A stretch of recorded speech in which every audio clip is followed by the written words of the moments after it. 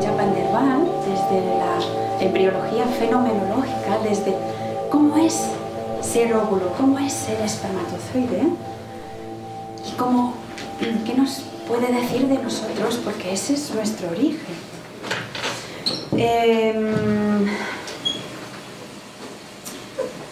El óvulo y el espermatozoide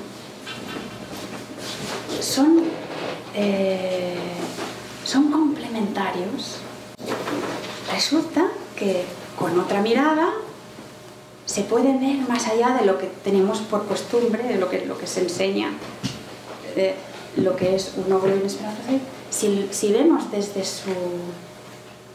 o intentamos participar de sus energías, de sus dinámicas, de sus gestos, podemos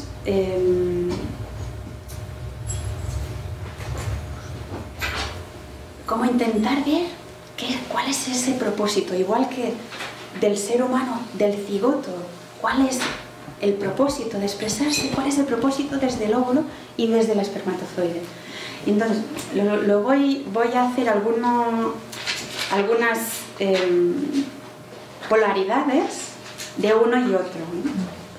A mí este es un tema que me cuesta porque no tengo esa base científica.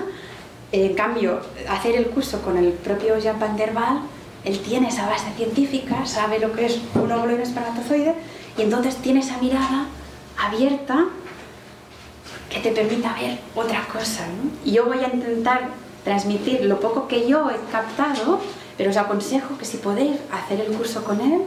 Y sí que le hice una entrevista hace unas semanas, y por el verano así, a ver si la puedo colgar en el blog, en vídeo, será. Porque dijo cosas muy bonitas. A ver, el óvulo, como hemos visto antes, de todas las células del cuerpo, la célula más grande es el óvulo. ¿Y eso qué quiere decir? Pues si nos hiciéramos pequeñitos, veríamos el óvulo. ¡Wow! O sea, desde esa perspectiva, el óvulo, su misión es reunir citoplasma. Y se va haciendo grande. Entonces, el gesto que hay ahí es ser grande.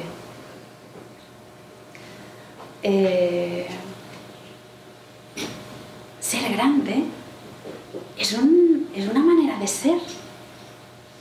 Bueno, a ver cómo lo voy a explicar. Voy a hacer así.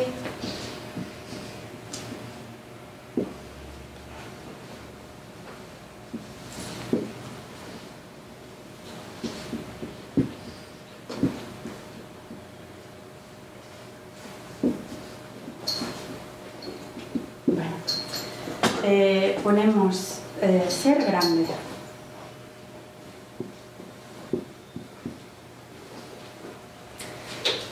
Y ya lo cuenta esto con el método del contraste.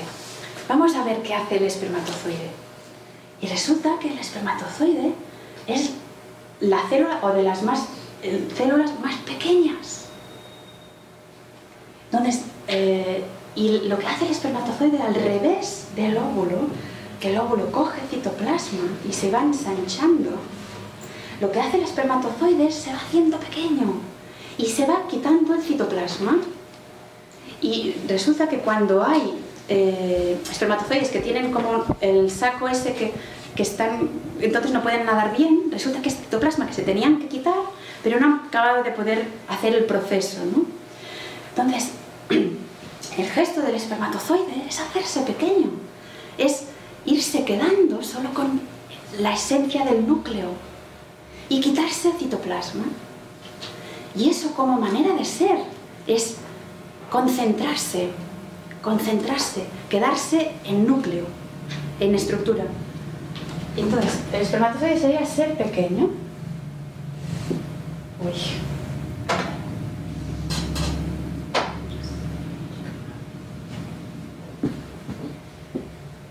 Pequeño.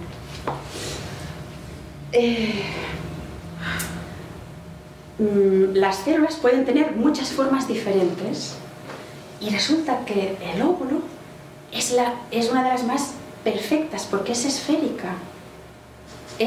Tiene una forma perfecta y Japp dice que funciona como si fuera un arquetipo. Ahí estoy bien. Funciona como un arquetipo. Tiene algo de pureza y de fundamental en esa manera de ser, de expresarse, de la morfología dinámica que está haciendo. Entonces sería esférico. Esférico. Uy, se siente bien. La forma esférica es la forma que da máximo contenido, máximo volumen.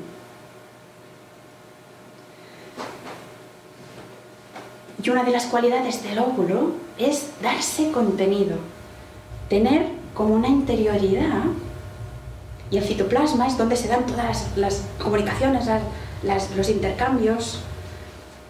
Es una interioridad que tiene mucha vitalidad. En cambio, el espermatozoide, al quitarse el citoplasma y hacerse pequeño, se queda en una direccionalidad. El óvulo es una esfera, pero el espermatozoide es un radio.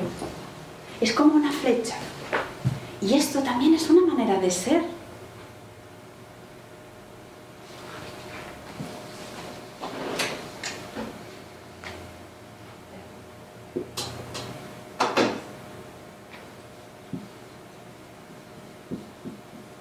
Sería radio. O sea, vemos por contraste una esfera y el otro es un radio, que resulta que una esfera tiene invisiblemente, está todo llena de radios, y el espermatozoide es uno. Bueno, esto lo veremos después, ¿no? En ese ser grande, el óvulo lo que está haciendo es expandirse. Es como ir hacia todo lo que le envuelve. El óvulo es muy comunicativo, intercambia sustancias. En cambio, el espermatozoide se contrae al hacerse pequeño, tiene la energía de la contracción.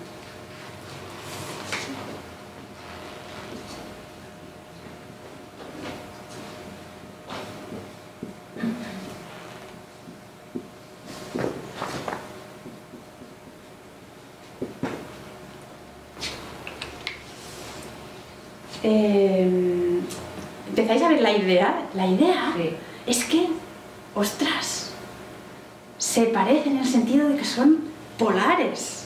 Uno va hacia allá y el otro allá, pero se parecen porque están como haciendo, digamos, como lo opuesto. Japp dice que puede encontrar él hasta 20 polaridades. Yo solo voy a contar unas pocas, pero... O sea, poniéndose a observar desde ahí la cantidad de información que se puede encontrar. Otra polaridad es que el óvulo es uno. En cambio, los espermatozoides son muchos. Los espermatozoides tienen que ser muchos.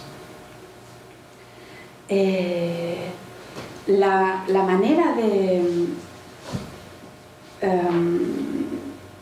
o sea, la ovulación lo que hace es escoger un óvulo.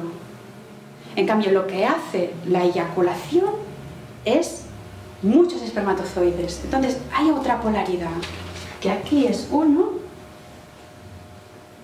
y aquí es muchos.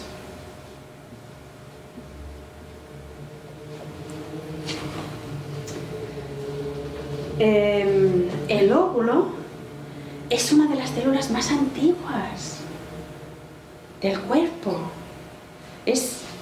Puede ser, o sea, están desde el principio y pueden durar hasta 20, 30, 40 años. El óvulo es antiguo, tiene una información antigua. Y en cambio el espermatozoide es nuevo. Hay los datos. Para ver esto, por ejemplo, bueno, esto lo digo después. Por ejemplo, en una eyaculación pueden haber, como estándar, entre 150 y 250 millones de espermatozoides. En cambio, el óvulo se trata de uno, o a veces dos, pero la idea, hay una polaridad, hay una necesidad de muchos y hay una necesidad de uno. Antiguo y nuevo, ¿has dicho?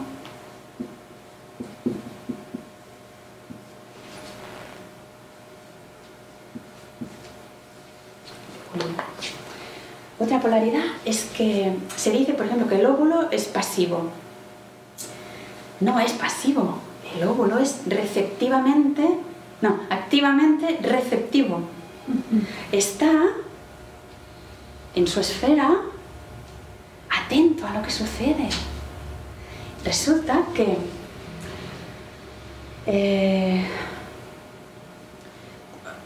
el flujo que hay desde la ovulación por las trompas hacia el útero, el flujo que hay ahí, hace que el óvulo se pueda fluir. El óvulo es receptivo y se deja llevar por la corriente que va hacia el útero. Entonces vamos a poner que es receptivo. ¿Y qué hacen los espermatozoides? Se ve, esto lo cuenta ya, que ponen los espermatozoides, por ejemplo, en un vaso de líquido que sea para que se mantengan y corren todos sin saber dónde, o sea, están como así. Pero los ponen en una corriente de agua y saben lo que tienen que hacer, que es ir contracorriente. El óvulo se deja llevar por la corriente, fluye. Pero el espermatozoide va contracorriente, lucha. Entonces, el espermatozoide es activo. Bueno, esto es la palabra, pero a mí me gusta decir que es activamente receptivo. Y también hay otro aspecto, porque claro, se pueden ver tantas cosas. Es como en un nivel sucede esto y quizá en otro nivel son polares al revés. Hay un aspecto interior, por ejemplo, viéndolo desde fuera uno puede ser receptivo, el otro activo, pero quizá desde dentro uno muy activo, como es lo que es el citoplasma. Ya dice que el óvulo es como un vientre metabólico, cantidad de movimiento dentro, ¿no? En cambio, desde fuera parece como pasivo, que se deja llevar. En cambio, el espermatozoide, de fuera muy activo, y de dentro solo es estructura, ADN. Ya dice, está cristalizado. Bueno, entonces el óvulo está abierto a su entorno. Se ve que cuando está la ovulación, cuando el óvulo es liberado, nota que está en otro lugar y empieza a emitir sustancias como si fuera una flor. Se comunica con su entorno. Entonces uno está abierto y el espermatozoide está cerrado. En el sentido de que tiene tal dirección que le da igual el entorno, él va a su dirección.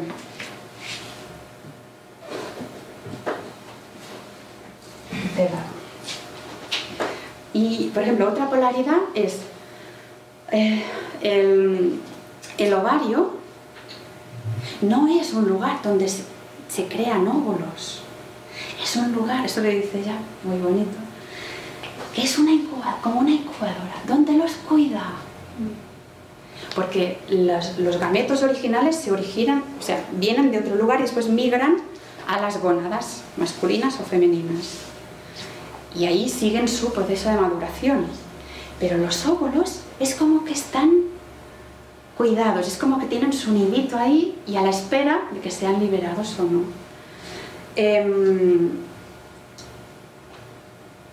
Y ya cuenta como que para él, desde esta perspectiva, el ovario sería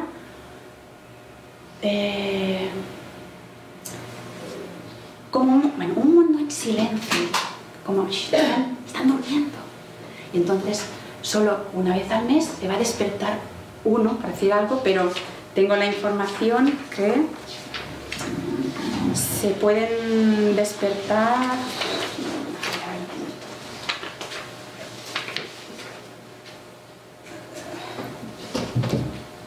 Bueno, no sé dónde lo tengo, pero era...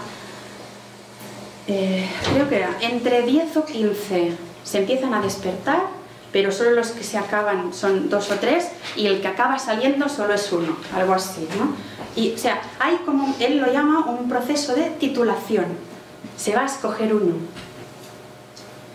Y los otros que no se han escogido se mueren, digamos, ¿no? Se mueren. Sí, no sé qué palabra dice, se desintegran, no hay una palabra. En cambio, los espermatozoides es al revés, se multiplican a millones. Entonces él lo explica como el ovario es como un lugar en silencio y poco a poco va despertando uno y como si fuera una película ves una secuencia y ves la escena de unos y la escena de otros y mientras tanto el ovario es así, en silencio. Mientras tanto vas a los espermatozoides y dices, es como un volcán ahí todo, en el sentido de que hay tantos que es otra energía y por contraste cuadra.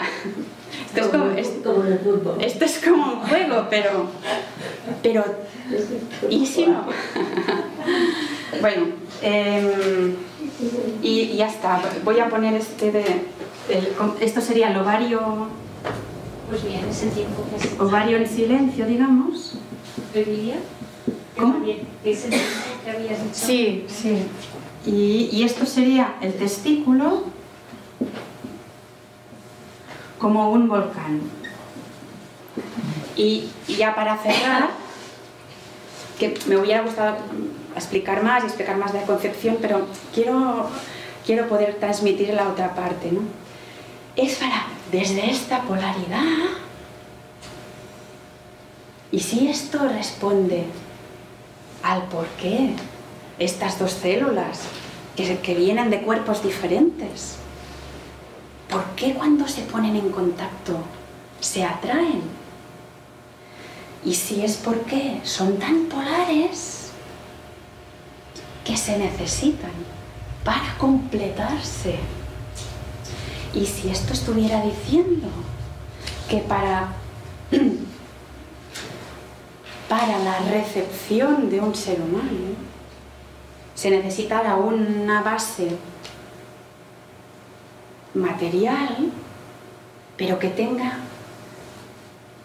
como estos arquetipos o estas energías tan marcadas diferentemente y esa energía de atracción y de sentido de completarse, el sentido de plenitud al estar juntos. Entonces cuando Jab lo llama el complejo de atracción-preconcepción, que es cuando los espermatozoides van a la búsqueda del óvulo, se ponen al contacto con sus cabezas enfocadas en el óvulo y intercambian sustancias. No es la imagen que nos han dado del espermatozoide, el primero que llega, el primero que entra, y eso es penetración, sino que hay, lo que hemos visto antes, una cooperación. Y entre todos, con sus cabezas apuntando al óvulo y intercambiando sustancias, esto es muy bonito porque están dialogando, están haciendo, están creciendo, están aprendiendo unos de otros. Entonces se produce, esto se ha visto en in vitro, en in vivo no se sabe lo que pasa. Lo que sí pasa es que nos han colado imágenes en animación para explicar una manera de ver que todavía no se sabe. Pero esa manera de ver, lo que nos está diciendo es que hay uno que penetra. Y eso sirve muy bien, esa imagen sirve muy bien, por ejemplo, pues en reproducción asistida, que coges a uno y lo penetras. Pero eso no es lo que se ha comprobado es que en un in vitro, en un vaso, poniendo el óvulo y poniendo todos los espermatozoides, acaban conformando lo que se ha llamado ya el complejo de atracción preconcepción, que se ponen a girar. Que eso que decía... y esto es complejo para mí y además ahora no lo puedo llegar a explicar todo, ¿no? Pero eso es lo que explica ya Van der Waal. Están los artículos en mi blog, podéis acceder, que es muy interesante. Como si en ese proceso de girar y de intercambiar estuvieran diciendo, a ver, ¿cuál puede entrar? ¿Cuál es el mejor entre todos? A venga, ¿quién? Entre todos, óvulo y todos los espermatozoides, y entre ellos se cooperan para quitarse el acrosoma, para quitar la zona pelúcida. Y en esa rotación, como si se estuviera generando un vórtice de energía para posibilitar que dentro se formara como un vacío, como en un huracán, que el ojo es donde hay la quietud. Y si en ese giro se estuviera sedimentando, se estuviera, ya lo cuenta como que la materia está abierta a otra cosa, que no es materia, como si fuera un diálogo, no solo horizontal de óvulos y espermatozoides, sino un diálogo de materia y espíritu. Y como si ahí estuviera sucediendo algo, digamos, sosteniendo la venida de un ser humano, apoyando eso. Y aún así estamos hablando de in vitro que está fuera del hábitat. Pero claro, esto no tiene nada que ver con el elixir, que es la aguja. ¿Qué debe suceder en el hábitat natural? ¿Qué pasa con el in vitro? Pues el mismo razonamiento. ¿Para qué poner muchos espermatozoides ahí con el óvulo y tener que esperar que uno entre, si se puede hacer con el elixir ya, y así pasamos a otra cosa? Entonces, según ya se ha dejado de hacer por un tema productivo, no interesa dejarlos que hagan, pues es lo mismo que el parto, por ejemplo, ¿no? Claro, entonces se entienden cosas. Con esto de la danza, con esta especie de vórtice dentro que está sucediendo, y si es lo que realmente se necesita, ese apoyo para iniciar bien, digamos, conectados. Entonces se generaría como un vórtice, como un espacio dentro vacío, para, quizás está lleno de otra cosa. Y eso sería el punto cero de inicio. Se ha comprobado que cuando se juntan el óvulo y el espermatozoide, se produce un chispazo física, o sea, se puede observar un chispazo de luz. Y ahí entonces tenemos esa célula madre totipotencial. ¿Qué querrá decir realmente? ¿A qué estará conectado eso? Con esa fuerza. A los padres, a la vida de los padres, a la vida de los abuelos, a la vida de todos los anteriores, a toda la humanidad, a toda la vida, a todo el universo. Ahí enfocado en un punto que será un punto de vista de una nueva persona. Mirará desde ahí y se expresará desde ahí. Y bueno, con esto acabo esta parte y pasamos a otra cosa. Pero nos quedamos como con esta energía, porque lo que viene ahora se va a ver el contraste con esto y lo otro, y puede dar respuestas o puede dar argumentos o dar